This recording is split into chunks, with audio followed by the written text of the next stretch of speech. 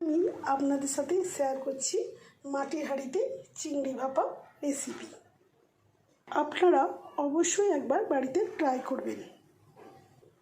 তাহলে চলুন রেসিপির ভিডিওটা শুরু করা যাক। প্রথমে আমি পোস্ত নিয়েছি 2 চামচ মতো, আর নিয়েছি 1 চামচ কালো সর্ষে, আর নিয়েছি 1 চামচ সাদা সর্ষে, আর এখানে নিয়ে নিয়েছি 5 থেকে 6টা কাজুর টুকরো, আর নিয়েছি 4টে কাঁচা লঙ্কা। আমি এখানে মশলা বাটাটা শিলনোড়াতে বেটে নিচ্ছি, আপনারা চাইলে মিক্সি গ্রাইন্ডারে বেটে নিতে পারেন। শিলে বাটা মশলা কিন্তু টেস্টটা আলাদা ধরনেরই হয়। এখানে আমার মশলা বাটা হয়ে গেছে।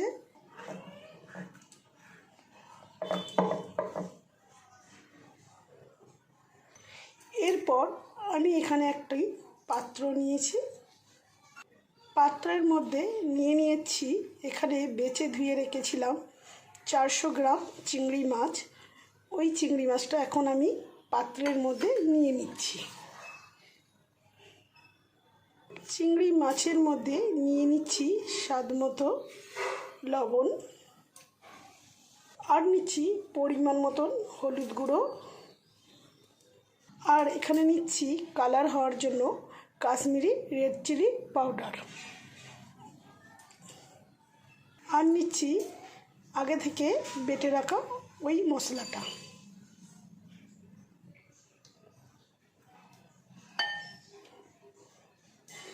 আর নিচ্ছি পরিমাণ মতো সরিষার তেল। সব কিছু মশলার উপকরণ চিংড়ি মাছের সঙ্গে খুব ভালো করে মিশিয়ে নেব। খুব ভালো করে মিশ্রণটা আমি এখানে একটি ছোট মাটির হাঁড়ি নিয়েছি। মাটির হাঁড়ির মধ্যে চিংড়ি মাছের মিশ্রণটা রেখে দিচ্ছি। এর টেস্ট কিন্তু অসাধারণ হয়, আপনারা অবশ্যই কিন্তু বাড়িতে একবার ট্রাই করবেন। এই মাটির হাঁড়িতে যদি চিংড়ি ভাপা খান না, অন্য কিছু আর খেতে ইচ্ছাই করবে না। এই চিংড়ি ভাপা দিয়েই 1 থালা ভাত খেয়ে নিতে পারবেন। এরপর উপর থেকে আরও একটু সর্ষের তেল দিয়ে দিচ্ছি। 4টে কাঁচা পাকা লঙ্কা।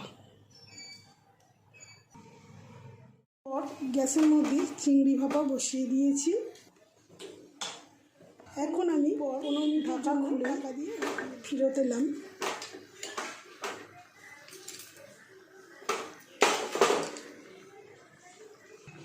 এই রেসিপিটা গরম গরম ভাত দিয়ে জমে যাবে। আশা করি রেসিপির ভিডিওটা আপনাদের ভালো লেগেছে। ভালো লেগে থাকলে অবশ্যই লাইক, শেয়ার, কমেন্ট করবেন। আপনারা ভালো থাকবেন, সুস্থ থাকবেন। ধন্যবাদ।